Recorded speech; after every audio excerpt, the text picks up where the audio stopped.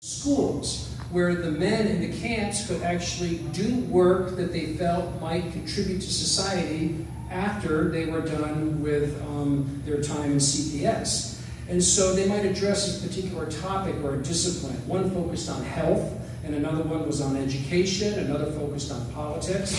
And the Waldport camp, this is pure chance, the Waldport camp just happened to have a concentration of creative-minded men. And so what they were doing is putting in their 50-plus hours, planting trees, crushing rock, and chopping wood, and then late into the night, they're writing and drawing and painting and doing all this work that they couldn't stop themselves from doing. And they had a beat-up old mimeograph machine in the office, and they were printing out poems and drawings and whatnot. And they created an alternative newsletter. And this is actually a protest, and because the official camp newsletter was called The Tide, which obviously since it's on the coast, right? So they came up with what they called the Untied. And they felt the Tide was too stodgy and safe, so they created the Untied. And it was just filled with humor and puns, you know, even including the motto. You look at it underneath the title, right? What is not tied is untied. And, you know, I got to interview either in person or by phone about a dozen of the guys who were in the camp. And as I said, you know, some of them have passed on, some have become friends. And I asked some of them, I said, did you guys actually do slug racing? And they said they did, you know, and they laid the slugs out. And I said, well, what'd you do? They said, well, we watched it for a while, got bored, and, you know, we went and had dinner or something like that. So they actually did slug racing. And so what began as a lighthearted protest soon grew into a pretty serious venture. William Emerson, he was already a published poet before the war. And so he was printing, writing up and printing what they were called some war elegies. And they were single sheets that he would insert into the weekly Untied newsletter.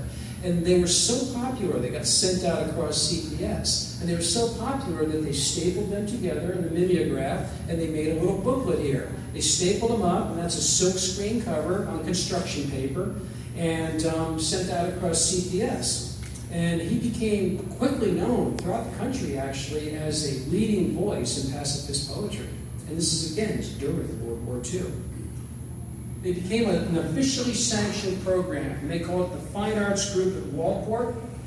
And this would become, and it did become, a center of activity for artists, writers, musicians, dramatists. And what they were doing is they were trying to take this condition of penance, right, which is not serving in the military, and they tried to put it to creative ends. And their focus was not on the current war, but on what kind of society might be possible when the shooting finally stopped. And I'll quote from this. They wrote, "Here on the edge, we can only watch and prepare, and bide on the time when what we are and that for which we have taken this stand can be tangent again to the world." And this is where I got the title for my book. I read this, I said, "Wow, that's it, that's the title." And I was all excited. I quickly got online. I found out that hereontheedge.com had not been taken. So I got the domain, so there's my website, you know. And what really caught me about this statement, this is written in early 1943, when the outcome of the war was not yet definite. I mean, they kind of knew, but they weren't sure. And this is written by William Emerson. It was published in the Untied. They knew they were not speaking to the current generation. These are young guys. They knew they were talking to people who hadn't been born yet. But even they had no idea how what they were doing with their words and action would resonate far beyond the borders of this backwoods camp. Well, they got to work. They found an old letterpress printer in Waldport. Yeah, population 600 or 400, I can't remember which. You know, and they got us from a secondhand shop. And they hauled it back to the camp. They cleaned it up. They began publishing books under the imprint of what they called the Untied Press. And these are some of the books that they printed there with the printing press. Their reputation spread across CPS, across the country, and other CPOs put in to transfer to the Waldport camp. And they launched a theater group. And if you take a close look here, they had very fundamental items, right? This is, for those of you who are familiar with Midsummer Night's Dream, this is the play within a play, where the so-called rustics are doing Pyramus and Thisbe, and they're having some fun. But their costumes, as you can see, are made out of bed sheets, pajamas, and long johns. And there's the audience with some really fancy seating. Those are planks laid across wooden crates out there in the sand. Well, they got to work again and quickly created an indoor theater. And this is where they used both as a chapel for the camp, and also they staged lectures, dramatic readings, and full-scale productions. And here's, this is one play, Maria da Capo by Edmund St. Vincent Millay. It's actually one of the earliest post-World War I plays. It was written in 1919. It was one of the first pacifist reactions to World War I. And so, just as an aside, remember I mentioned Madge Langley, who grew up here in Portland in the beginning? That's her on the left, and acting in the play. And on the right is her friend Kermit Sheets. He was the guy I mentioned earlier who was a CO. He said, I was raised on the Bible and it told me not to kill. And so, another play by George Bernard Shaw. This is Candida. And The Seagull by Anton Chekhov. And this is one of my favorite photographs of all. This is tech. Here's the tech crew, circa 1944. All right? Can you see it well enough? Look at the lights. All right? Okay? He's got a stool, a couple of books, a tomato can, and then he's got the lights sitting on top of it. Special effects, his cardboard cut out, moved back and forth. And then over there on the right, we got Glenn Evans, and he's raising the curtains up and down. You'll notice here's the guy behind the stage, he's in a suit and a tie. If you look closely, you look like what looks like stains on the front of his suit. Those aren't stains, those are patches. And so they made do with what they had. And so there's tech in 1944. Music. They put together chamber music, piano and cello. And they wanted to put together a chamber music quartet, violins and cello. Broadus Earl, who was a child prodigy out of the East Coast, and he went on to make quite a name for himself as a violinist, and played in the Tokyo Symphony and taught at Yale and places like that. He wanted to start it up. So he came in with his violin. Another friend of his came in with a violin. Warren Downs, who's an Oregonian, from Salem. He grew up in Salem. He lives in Wisconsin right now, and he went on to make a name for himself. So they had this quartet, except they only had 2 violins and 1 cello.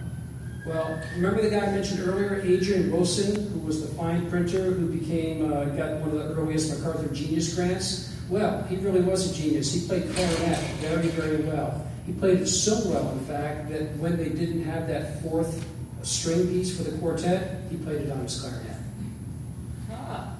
And so I know these are hardly household names, all right? Here's a couple you might recognize.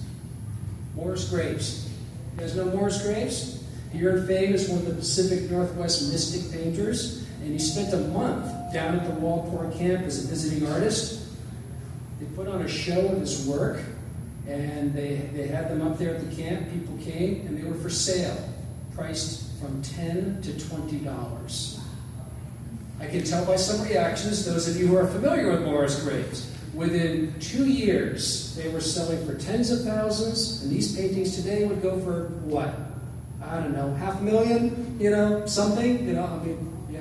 So I gave a talk shortly after the book came out at Toledo High School and Waldport High School, and I showed the kids this. I said, look, go to your grandparents, and for them, their great-grandparents, go to their houses, look in the attics, okay? See what might be there, And I've asked all around. I've been up and down the coast. I've asked places. I said, is there any record of any of these paintings being sold? And nobody knows. So, all right, here's somebody I think you guys are going to know. Bill Stafford. Yeah. Mm-hmm. Yeah. He was Bill Stafford at the time, and he was a young CO down at a camp. He went to a variety of them. He was in Southern California at the time, and he sent some poems and a couple of stories up to these guys, and they published some of his earliest work in some of their publications. And if you don't know who Bill Stafford was, he was became Oregon's poet laureate, and actually one of the early poet laureates of the country. And I can't remember what the name was at the time. It was under the Jimmy Carter administration. And he taught for many, many years at Lewis and Clark, and his legacy has continued. If anybody's interested, they do have his book for sale here from Oregon State University Press called Down in My Heart. It's a wonderful, thin little book. It's Bill William Stafford's recollections of his time in CPS, and it really is an incredible piece of work, and I highly recommend it. Henry Miller. Who knows Henry Miller? Oh, yeah. Yeah, the bad boy of American literature. Okay, he was in Paris in the 30s, wrote Tropic of Cancer, Black Spring, Tropic of Capricorn. His books were banned for 30 years because they spoke about sex very openly. And so his books were banned here in the United States. Well, William Everson, who was the head of the fine arts, actually knew Henry Miller before the war. And he wrote to Miller, who was living in Big Sur at the time.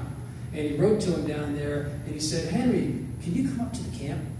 And he said, I know you're not a CO, but you're against war. He said, just to have a name like you up here. He said, you don't have to really do anything. Just be here. We got great food. We'll give you a place to stay. And just sort of be here and do your work and be part of it. And Miller was very polite. I've read the letters. They're down at the UCLA library. And Miller wrote back. He was truly, truly flattered. And he said, I'm really busy with a lot of things. And I love this quote. He said he didn't do too well in groups. And for those of you who know about Henry Miller, you've read his stuff, he wasn't much of a joiner. And he said, I would soon prove to be a thorn in everybody's side. And what I really like about this anecdote is that Miller was down in Big Sur. What if he had come to Waldport? And what if he had liked it? And what if he had stayed? And when those of you familiar with the 1960s San Francisco scene, there were all these people heading out of San Francisco going down to Big Sur on these literary pilgrimages to see the old master. And I thought, what if he was up in Waldport and they weren't going down to Big Sur, but they were coming up to the Oregon coast? The entire landscape of the whole generation would have changed. So Portland might be a very different place if that had happened. Just with one person, you know? Kenneth Patchen. Anybody know about Kenneth Patchen? Yeah. Fiery anti-war poet. He couldn't fight in the war because he had terrible, terrible back problems. But that didn't make him just bow out. He was truly, adamantly against war. And a guy at the camp was friends with him, and so they wrote letters back and forth. So Patchen sent them a collection of his anti-war poems. And he said, he already made a name for himself. He was already pretty well known back in New York. And he said, you can publish my poetry under one condition. If you make any profit at all, you got to pump it back into your operation to publish more anti-war poetry. So here's a poet who's got no money saying, I don't want the money, you got to put it back in here. That's how committed he was to this. Here's the book they published. And this is what it looked like.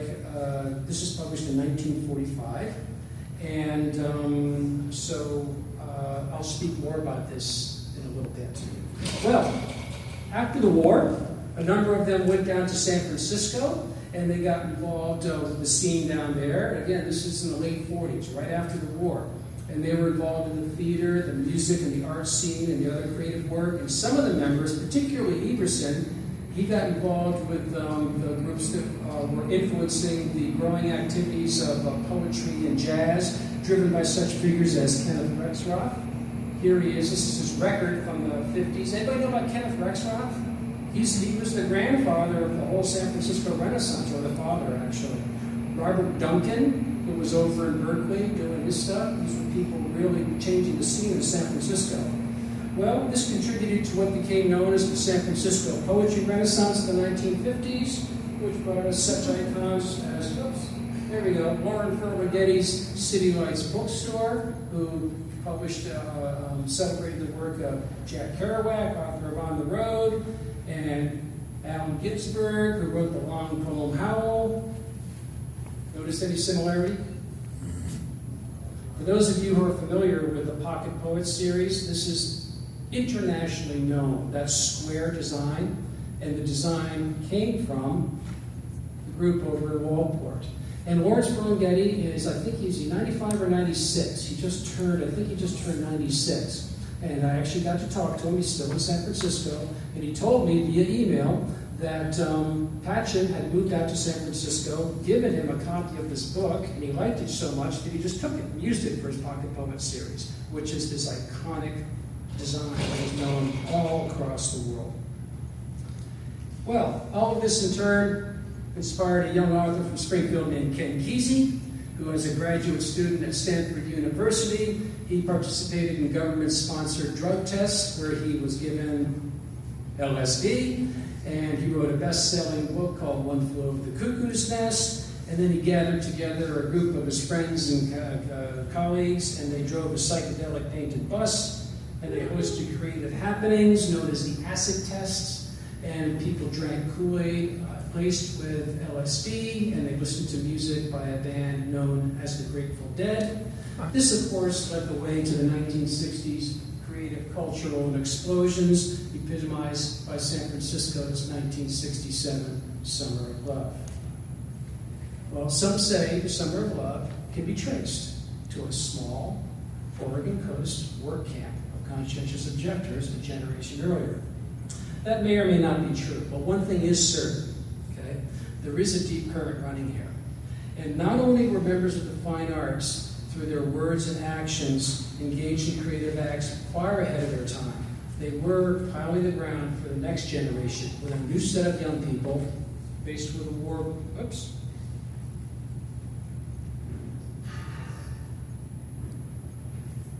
Sorry, we lost it. There we go. With a new set of young people, they were faced with a war of their own in Vietnam, populated the massive peace movements of the 1960s. I think most of us are familiar with John Lennon, Yoko Ono. He wrote a song called Give Peace a Chance while he was in bed for a week with Yoko in Montreal. And they were encouraging people to take the nonviolent path in protest. And I got a quote from John at the time. He said, "Grow your hair for peace. Stay in bed for peace. Do something like that. It can't be got. Can't be smashed." That brings us back to that earlier photo I told you about. This is Glenn Caulfield. And he wasn't crazy. He wasn't an unwashed lunatic. He knew exactly what he was doing.